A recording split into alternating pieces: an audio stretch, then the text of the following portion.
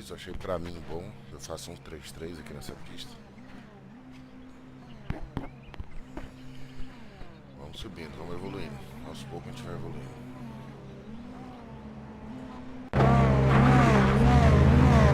One to go, next time by, line up on the left side. Closed, pit road is closed.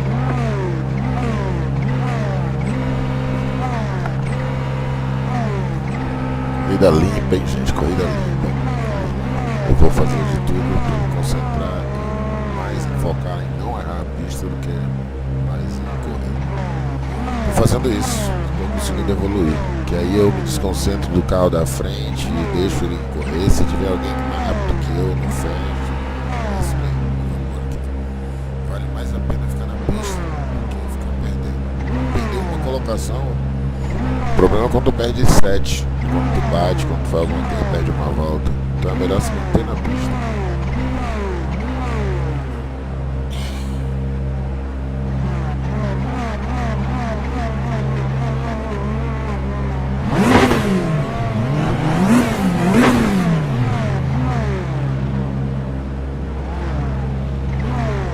Largada em movimento.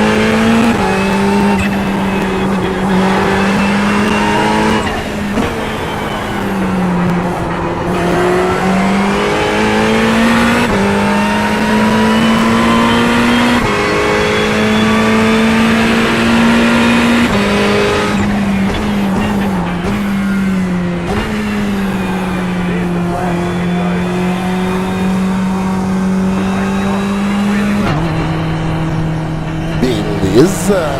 Caraca, corrida de 1x. Pô, que beleza, cara. Vamos ver como ficou meu ambiente nessa brincadeira. Que beleza, né?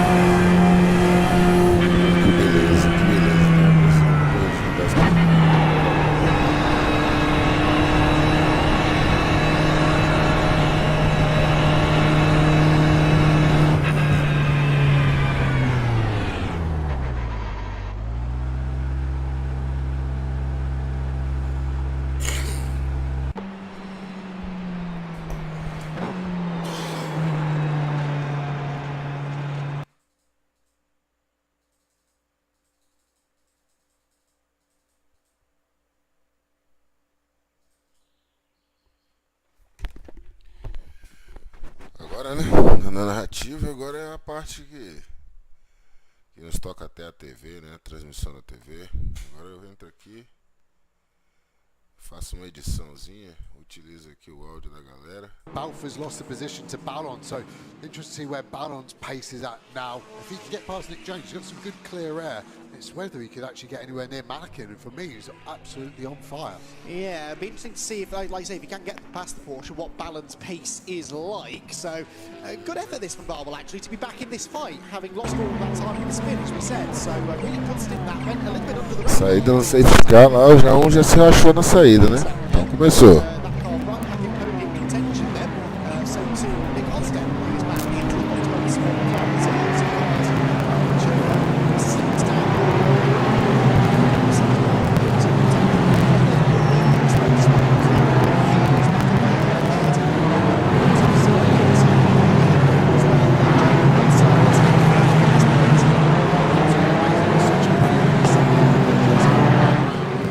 His last lap was really quick actually, in the 29s, quicker than all the cars in front of him. Little bit of trivia, this car's actually been signed by Lando.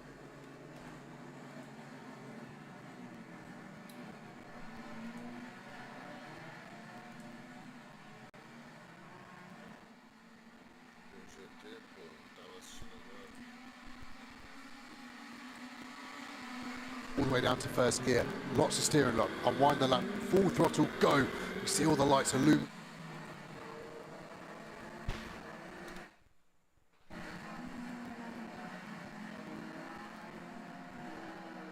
Unwind the lock and off you go, starting another lap. So it looked interesting to me, it looked like the McLaren's pretty strong on the brakes here, so let's check it into red gate, fifth gear all the way down to third, on the brakes, roll it in. A little bit wide there, couldn't commit to the steering lock, so maybe the rear of the car was moving around a little bit, giving that sort of unnervy feeling for the driver. Plunging through Craners, easy flat, don't lift Nick, easy flat, hook the curb up on the left, drag it to the left on the brakes, all the way over to the right, hook the curb up, and off we go. You can see really relaxed behind the wheel there, and in terms of the grip of his hands, it's always my cue to tell my co-driver to breathe. If he's gripping on for grim life, you know that he's not particularly comfortable at that moment in time. But cool to flick to the exterior shot as well now. Absolutely love it. Now, drama's here for Assetto Motorsport then. That is the number 3 car, and we think it has hit these tyres. Oh, yes, down at the chicane. So we have this debate frequently, it seems, us motorsport folk, about putting tyre stacks on apexes of corners. They are there to stop you cutting the corner. We've seen through the second apex of the chicane, if you don't put tyres there, everyone cuts the corner. So, you know, it is an instant penalty, if you like, for hitting that tyre stack, and that's their race very heavily compromised. Yeah, you've called it right. As we flick back to this GT4 battle that seems to be going on for the last 8 hours of this 3-hour race that we've got this afternoon, and really interesting that down the inside. That is a brilliant move. The speed he carried there just about got it closed, but then the Aston's then back down the inside. Should be able to fight back, getting squeezed all the way up to the grass. He backs out of it on the brakes, and he's thinking, I just want to survive another day. Really good racing. Topham in the Aston Martin. Boxing smart is how I'd kind of defy that little battle we just saw unfold. What I like about this battle is that, as you say, they've been inseparable, these two cars, for the entire duration of the race. They both made their second pit stop. Remember, the Mustang, because it is a Silver Cup car, has to spend an extra 14 seconds in the pits at every single stop. Despite that, though, they're still tied together, the Silver Cup car with the Pro-Am car, after each of their pit stops. So it's working. This is why we have that Silver Cup penalty. Some people think it's unfair, but it's so that it balances the two classes together, and it gives us this racing out on track. Couldn't agree more. I think they've got the 14 seconds bang on in the window round here for this race, and it's really allowing us to have an extra race that potentially we wouldn't enjoy. The interesting bit of that chicane, just going back to the Bentley, one thing is the Bentley might not be allowed to continue. It looks a bit Mad Max. It's got an exposed front wheel, not particularly safe, but the amount of carbon there, to me, looks a similar level as we saw our safety car was called for. Potentially a bit better, it's off the racing line, but you think how much of that Bentley's missing, it's all in that chicane area. So if we haven't seen the safety car now, I'm guessing we're not going to, unless that debris gets run over and broken up into even small bits. As we see this GT3 battle, at the moment they're all in the same order. Porsche Jones, Ballin in the Lambo, then we've got Balfe in the Audi and Houston in the McLaren, but they're all still tight together. So this is going to rage on until they pit. Yeah, it's for 5th place at the moment. Lots of these drivers are pretty early into their stint at the moment, within the first 15-20 minutes certainly, so we anticipate they'll stay in for a little bit. Posição agora em sétimo colocado. For the top 3 to pit, so Lewis Williams and Callum McLaren used now. The 3 Mercedes Curta AMGs. atrás, a qualidade da galera está boa. Muito boa essa corrida de assistir. They're pros now and shorten their final stint later on. That's interesting. See whether that's the right call in an hour and a quarter's time, I suppose. Back on board with Nick Halstead, and you've got the Team Parker GT4 Porsche not exactly jumping out of the way, and Nick just didn't want to commit to that gap, did he? Toque ali na galera de trás, no oitavo e o nono. Mas a disputa ali está acirrada na traseira do 7º colocado, Sidney Rogério. Uma corrida, eita, chama na catraca ali, que ele perdeu a traseira, Sidney Rogério, mas ele foi ali por dentro da curva e recuperou a posição. Vamos lá, ele vai tomar um X, ele vai tomar um X, ele vai tomar um X, ele vai tomar um X, ele vai tomar um X, ele tomou um X. Perdeu a colocação, mas tudo bem, vamos lá. Não perdeu. Perdeu a colocação, perdeu a posição, mas não perdeu a coragem, o estímulo. Vamos lá. And our GT3's overtaking me. If I could get the indicator on and make it obvious, I would lose less time. So you can have a bit of a collective and helping out. You then get the inter-team battles. That was a team part. 10ª colocação agora, Sidney Rogério. But he's going to help out a team Porsche more than he's going to help out a non-teammate car. So oitavo, vamos ver como é que ele vai desenvolver essa corrida. Mas ele já pega uma distância dos demais. Diz ele que vai buscar os próximos. Ele está em 11º colocado. So they are clearly abiding to that sort of unwritten code pretty well and allowing the battle to continue as close as ever out on circuit. Up through Starkeys, that part of the circuit on which we rode on board with the McLaren a lap ago. And it now looks like maybe Nick Jones is just starting to settle in. I think it just took him a few laps to get into the rhythm. It's got to be difficult, that, Joe, as in meanwhile, Callum McLaren for 2nd place. So this was a pit stop at 14:22. So that's about an hour and 10, 12 minutes or so that he did there. Torcendo pelo Brasil, Sidney Rogério abraçando aí as cores do Brasil, nosso verde, amarelo, azul e o branco que está presente. See this car in the pit de certa forma ele está aí numa diferença do pelotão, hein? Ele está isolado no meio, enquanto tem um pelotão da frente e um pelotão de trás, no posterior, né? Vamos ver como é que ele vai se desenvolver aí, se o pelotão de trás vai alcançá-lo ou se ele vai alcançar o pelotão de ponta. Vamos nessa, vamos ver o desenrolar dessa corrida. Morgan's a smart guy, he's calm, he's just got to get back into that rhythm, but that was an easy 2nd half, if not 2-second time loss there. So suddenly if you get 10 of them, the whole race is on your head with the gap that Marcus and himself had come to build up with the safety car. Aqui dá uma movimentação incrível aqui, tem uma equipe que perdeu aqui um carro aqui, que ele deu porra, Opa, então vamos lá, né? Então significa que por isso que ele tá em... Opa, isso mesmo, é 10ª colocação. Bora lá, Sidney Rogério, Brasil acelera. Any comes wouldn't be at all surprised to see Elisa Powell in very shortly as well, as soon as Ram had done the service 6 car. Lideram essa corrida aí, ele tá buscando mais hate, ele tá buscando mais safe, por isso que ele tá consciente, ele tá assim, pilotando com consciência. Vamos lá, Brasil, Zil. A, how quick he is, and B, where these cars now filter in amongst those that have already made their 2nd stop. As we see a great battle here, what a day. Como num erro seu, Down the ele inside perdeu posição, o primeiro passando lá na frente. Our racing cars really found some pace even compared to qualifying. It's done really well. So now his job is to try and catch that Mustang. Both silver pairings in that one. So it's going to be a fair fight in terms of pit stop, but also weight added in the car.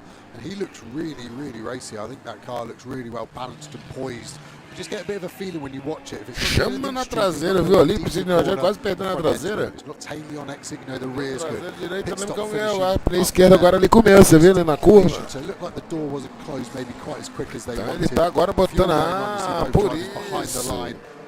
Ele começou a ver umas próximas, então ele já começou a arriscar mais. Ah, deve ser isso. Estímulo, estímulo, estímulo. Bora, bora, bora, bora, Brasil! The engineer there, you see him just with the lollipop looking into the windscreen. He's not checking anything in particular. He'll just be probably looking at the pit stop timer. So he'll be able to see how long they've got to complete their stop before they'll be stopping for too long over minimum. And he'll just be telling that to the tyre guys, you've got plenty of time, 20 seconds. Then they'll drop the car, most probably with 10 seconds to go. So the tyres on the cold tarmac, losing heat. The driver will fire up and pull away on zero as long as the fast lane is clear. Indeed, so pretty much picture-perfect stuff there for 2C's Motorsport. That car that we briefly saw, Enduro Motorsport, have now gone back into the race lead as a result of this because both Williamson and Powell pitted. So Williamson now hands over to James Cottingham. That car rumbles out of the pit lane and makes its way back towards Redgate Corner. And some 25-30 seconds later, we should see the number 15 car come out. There, interestingly, is Loggy. So that gives you the gap between Cottingham in what will be second place and Loggy in third position. É, Sidney se isolou num pilotão ali sozinho, então, pilotão de homem só. For 77 minha aposta no erro dos próximos 77 do pelotão dianteiro que tá no estresse, né? O pelotão dianteiro ele tá no estresse. Olha aí, olha aí, olha aí, foi só falar. Mercedes AMGs that we've just seen head for the pit lane. So that extra time for the pros means the lead gap should vai se aproximando. Com isso ganha mais uma posição, agora ele vai para nono colocado. Nono é o oitavo. Safety car comes out, it helps everybody. The Mercedes were going that little bit longer, and at one point, the three of them, aquelas condições, the safety car, that was game done. Mais difícil se manter na pista. So now we've got an interesting battle. Still got good pace considering how much it's lost of its car. Nona colocação. And you get a good view of the tyre and how it's working. Not quite sure the aerodynamics back up and crew where they designed that car. Não perde essa traseira muito bem. Yes, really going well. And that's Mark Sansom as well, the AM driver in the car. So doing a particularly good job. Right, Morgan Tilbrook leads the way for Enduro Motorsport then. And Morgan Tilbrook has a lead of 30 seconds, would you believe, over James Cottingham. And that is a genuine lead now because both of those cars are pitted. The lead gap's gone up, I think, if anything, over the last 10-15 minutes or so. Ian then is third for Ram Racing. He's 4.3 seconds behind James Cottingham, so that's the gap second to third. Third to fourth then, Loggy to John Ferguson is 13.9 seconds. So three Mercedes AMGs, second, third and fourth, but some separation between them. Alex Maliakan comes across the line in fifth place now for Red Line Racing in the Lamborghini, 5.8 seconds behind Ferguson, and 8.5 seconds ahead of Fiat Fluids in the 76 McLaren, and that is where that big battle pack now finds itself. 6th, 7th, 8th, 9th Fluid, Balf Jones. On your screen now there is damage to the Audi. Look, bit of bodywork rubbing on the left rear tyre, and Nick Jones has lost 2 places on this lap, so something has happened, I guess, in the final sector. Yeah, the Audi's missing what we kind of call the reality panel behind that rear left, so it's definitely been taking a hit. You can see the tyre a lot more easily on the left than the right, so a little bit of aerodynamics. Hard to, big slide from Houston there on the exit of the old hairpin. Hard to see what's actually rubbing. It looks quite high in the wheel arch. There is a wheel arch liner in that Audi. It's made of carbon, so it's not going to disintegrate, but hopefully it just wears out and it's fine. It looks less smooth. So down the inside of Jones. Balf then tucks into the inside. It all looks okay at the moment. Don't see much contact. Oh, whoa! wow. Interesting. Hard from that angle. Ballon looked like he closed the door on Jones. There wasn't really anywhere to go. And then you got a front right versus a rear left, and that was the trajectory of the Porsche going up in the air. The Porsche has done well to have no damage. That was a big old hit. More carbon fibre on the circuit. I don't think the Porsche has any damage. I missed where the Balf car picked up the damage, in all honesty. I was too preoccupied with the acrobatics of the Porsche. Well, it certainly didn't pick it up in that bit of contact, but as we left that shot, it was going to the outside of those two, going into this corner, Goddard. So if it was on the outside, had two cars on the inside, that would make sense as to some contact being on the left rear corner. The good news for Sean Balfe is that tyre smoke seems to have disappeared now, so the bodywork that was rubbing on the tyre has fallen off or been worn away enough that no longer is an issue. So that is good news. You can see a little bit of it flapping around in the wind, but that shouldn't be too much of an issue. This was Nick Halstead's view. We're going to see the little bit of contact here between Nick Jones and Adam Ballon. There, first of all, up into the air goes the Porsche, and now there to the outside goes Balfe. He tries to go in the middle of the pair of them, and Nick Jones isn't expecting it. That is where the contact came from. I mean, that was ambitious from Balfe to try and thread the needle between the two of them, and fair play to Nick Jones there. Not really much he could have done at that point. No, he definitely couldn't have backed out of it any quicker than he did, so I think Balfe was the aggressor in that one, has kind of paid the bigger price, so again... Aí se aproxima na hora do X, só que ele se empolgou, pegou a traseira, pegou o erro do outro e foi junto. Esqueceu de pensar. Se ele errou, olha aí, ó, tomou um X, subiu no gramado, não pode. Olha aí, ó, o X foi acompanhar, foi aquele telegrafado, Galvão. Vamos nessa. The most shocking piece of news you hear all day when I tell you that those incidents, plural, are being investigated. So the bits of contact between, first of all, 66 and 72, and I'm sure the bit of contact at the hairpin will also be investigated, but we'll let you know if we get a penalty. Also, the driver stint time for car 26, that's Paddock Motorsports McLaren, under investigation. Joe made the point earlier on that this now is a glorified test session for them, so they may have chosen to leave one driver in a bit longer maybe than they should have done, knowing that it wasn't really going to hurt them if they got a penalty, but that should be a fairly easy one to calculate, surely. Yeah, it sometimes can be a legitimate mistake in terms of the driver ID switch not getting turned round, so when the driver change happens in the car... Bonita, foi aí, tá vendo? Você não precisa, se ele tava errando, você só precisava manter a pressão na cola dele, como você está fazendo, isso mesmo. Mantém ele aí, foi seu erro, Isso mesmo, campeão. Vai fundo. Agora você é o sétimo. Na última curva, forçando o erro do adversário. Muito tranquilo e calmo, realizando sua corrida com muita serenidade. Not on the most recent lap, but on the two before that, a decent chunk of time being taken out of the Ford Mustang ahead. Again, two silver-graded drivers, so this is a genuine battle. And Matt Topham is still within 4 seconds of Jamie Day, so again, really strong pace this from Topham to keep that car in contention, but bear in mind, the third place Aston Martin will have 20 seconds to serve in the pit stop in its final pit stop as that success penalty for winning at Silverstone. So it could well be, bear in mind the two silvers have 14 seconds to serve anyway. They're the three cars in contention really, aren't they? Academy, iRacing, and even with their 20-second success penalty. Que isso? Chegando aí, sexto colocado, Sidney Rogério termina essa corrida da Ferrari GT3. Okayama Japão. Estamos com vocês, velho. Just over an hour left then in round number 4 of the Intelligent Money British GT Championship, but this is how tight it is for the lead in GT4. GT3 being dominated by Morgan Tilbrook. Why did I say that? Drive-through penalty for iRacing. The curse of the commentator is strong today, isn't it, at Donington Park?